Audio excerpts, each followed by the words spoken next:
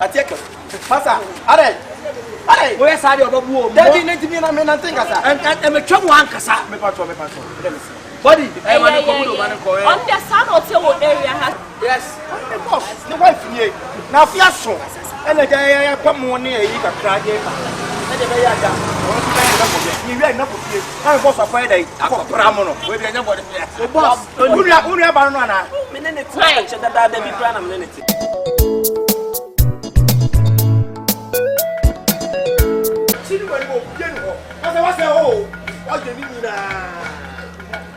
Papa Vienna, ladies and gentlemen, let's welcome Papa Vienna. Papa Vienna, nothing come on fast and cow. Nessa, but we are sad. Put me and me with your opinion to submit. Sabi, I feel so. Wait, my sister. What did you biscuit in pot and I jamon pot? Wait, me for money and welcome over the sea. I never support one who said plus and pour us. It is all one. Amen, and Nimatamo. Now, Sabin Preduas, I was soon your Bemano. Who went to my yes, idea in Amano, I did about Kuntimano, and you met no one who could. I went to school day. Saban one panel. What banana, maybe not to one panel. I want one banana. I can show. Saban took a canoe. Sabi, Casa, Cassia, Lancusta, Range Rover, I am for the I know what ya. I know what ya black. But I may go. Capino, what the people of Papa time, sister. What did you want? I said, more part I want to be. Papa, I know bet to be a I feel so like a woman over one plan. Come plus over 2 young Papa Vienna.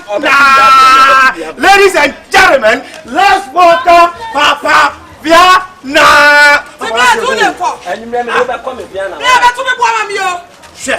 What do you want? Nancy, Contenting. Allah, Wakunko, Madame, I was going to more.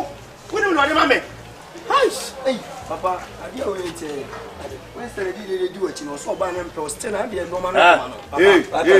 Shall be you? I want to my going to call. I want to say, I want to show back. Your car.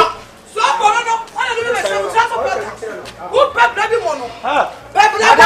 Madame, if you say high prayer, and for some of your high premium, I don't say, me my high point at 3 cameras. Yeah, high premium. Go 5 in the cast. Me my high point. Papa, then I walk out. I'm sorry for the duty. Now, some baby. Some. And can't just was standing. Allah, hey, Papa Blana. What a money. See, come home. Can't come. Took me so. Allah. Hey. Hey, hyping. Sister, listen. Hey.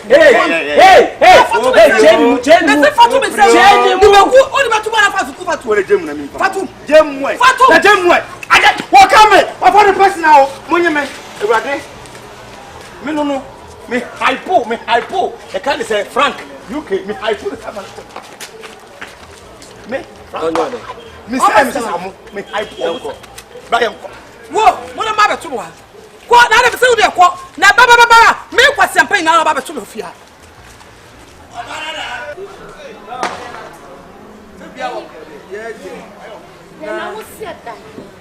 So I remember also we saw behind our person when I'm question because what higher me how what's in common into my who may be our person and you the yard. Okay. Also, a very cool place. Okay. Now, here pots now was supposed to put drinks now. No problem. All right. Not the see, then I'll be to see. Yes, sir. Now where? Yes, sir. About to propose your father. My body gas no more. The woman what from no or more guy. I mean, my body gas no. Now then, I'll be some as last. No, so I said, I'll join day. Hey, young guy is a cat here. Oh, yeah, you won't hear your body guard. Oh, baby, we mean assorted fried rice. Yeah. Okay. I see some good, Janny. I ain't for the living out there. Assorted fried rice and for the living out there. Oh. Lametta, Royal Lametta. No problem. Me form me and bodyguards me and form Kwana. Oh yeah, and your form call say Christmas Day. Okay. Yeah.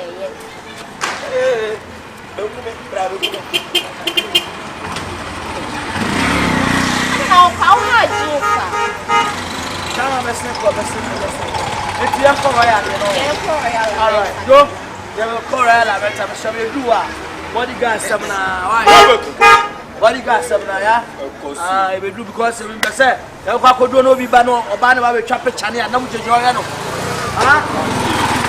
Yes, I'm a teacher.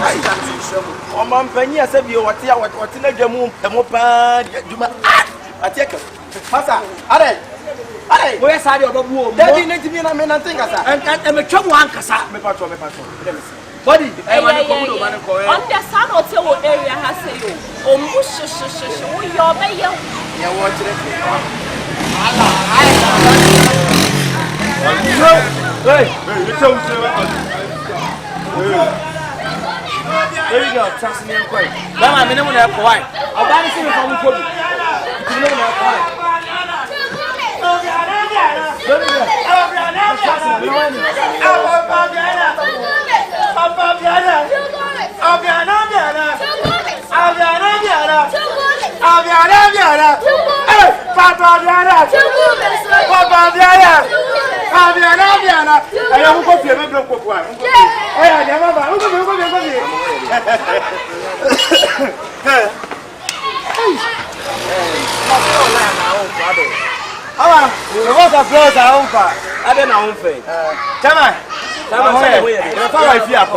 Hey, point of correction, wifey, babe.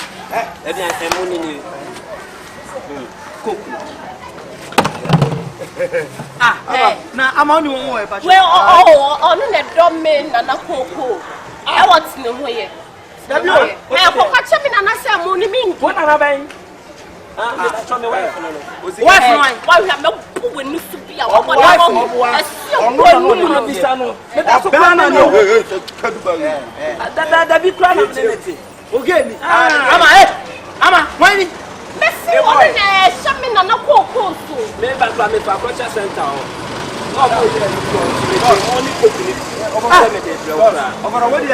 Yes, boss, the wife here.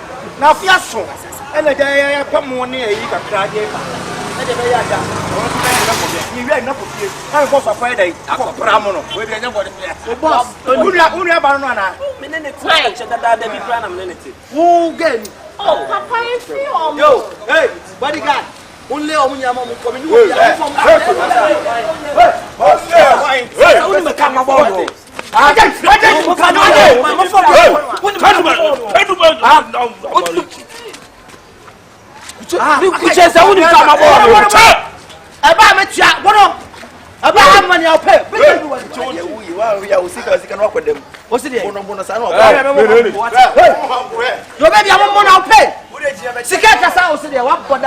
Juju like, baby girl, come and sit down, Master, I didn't know who you are. Me must have found a canoe. Hey, Amma, see from Canada. Amma, come off you. Hey, when you want to Hey, mine not on Chris. Why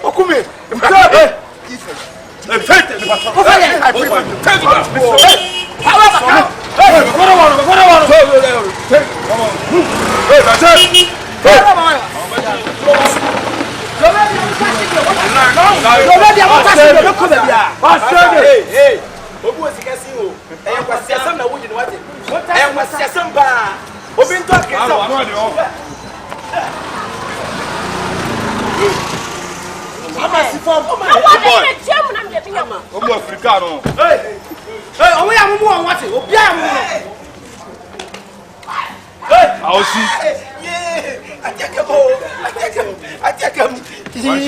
Yeah. Boss, me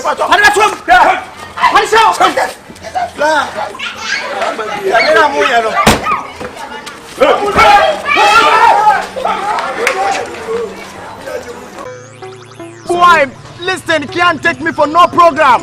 Why?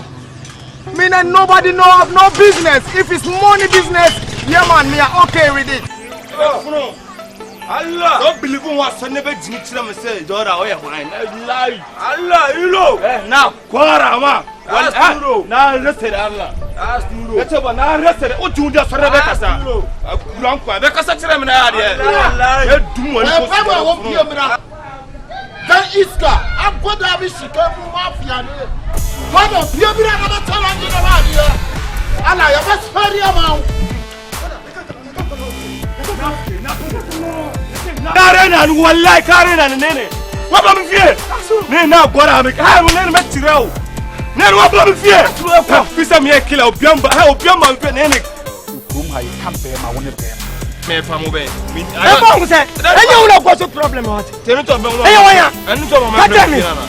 Onu tina me problem. Mu ita chemfada ma ba mu soru sani o. And it can never benefit on me. Me and nobody know have no business. It will be sick and you weapon said a corner so. And no, no, Namu from Bono. Box so Casudation. Guanamuni. I had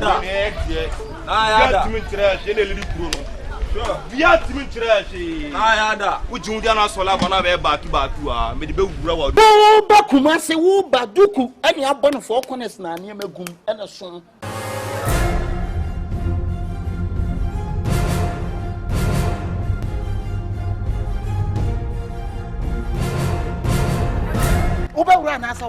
The whole Ashtown, I'm the one. Hey, come me. The next room, Ashtown, one so. Watch media roll me home. No, I bring me phones. I'm going to some family. As a much short on Tadia Muto Bimu, what's a metron? Namunya Baluna Moyano. Whom I'm Muni and can't go from Madame for. Ashtown high team in say John Kifona, Sebi, I chrono lie. Now I feel where I come for. The Nagrin here. Who are you now? There, Bano. Thief man be thief man. Madam, woman, I'm a pan chrono, halfway cement, I'm so bad. Mujajina Crown, agent down to say the Muridi electricity, Mitano, Nakasanqua, when it is in Kenibema. I don't know from Councilman Qualis, and I'm from a Vigu, that's the kid, no net putro. What's I come a midget? So I take a one city crop to try and Madigonai. My fear man came for. What did I walk? Make us what you want. What do you say? I do your bonini.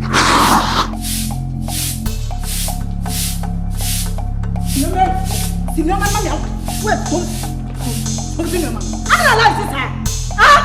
don't like this. What I told you about anytime. We are fire war. I won't tell you who play to what it was. Wouldn't say it on up now? What's not funny? I tell my son is not champ. No, what's the most what them? Why my won't give us a problem now? One, meaning some men, meaning some blame free men. What's the end of the soft? And I walk on a fire walk and a fire send a fire says, Whoa! I am a cross up and one another. May see a quality of the men of their now. I am a cross up and when you. I know that's why my uncle neighbor. My uncle, you go be a man who go to the country penny. I'll come cool.